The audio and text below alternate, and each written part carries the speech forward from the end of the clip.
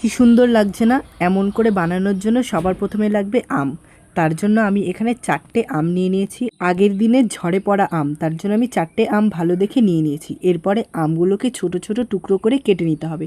কাটার পরে সেটাকে ভালো করে গরম জলে সেদ্ধ করে নিতে হবে। আর সেদ্ধ করার পর সেটাকে হাতার সাহায্যে ভালো করে ম্যাশ করতে হবে যাতে কোনো দানা না থাকে।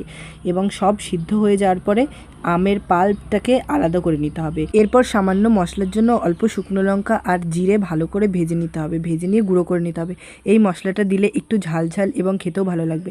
তারপর কড়াইয়ে গুড় দিয়ে এবং গুড়টা ভালো করে ফুটে আসলে এরপরে দিয়ে দিতে হবে আমের পাল্পটা। গুড়ের মধ্যে আমের পাল্প দিয়ে ভালো করে নেড়েচেড়ে এই জিনিসটাকে মিক্স করে নিতে হবে। এরপর যখন ঘনত্বটা বেড়ে আসবে তারপর আমাদের গুঁড়ো করে রাখা মশলাটা উপর থেকে দিয়ে দিতে হবে।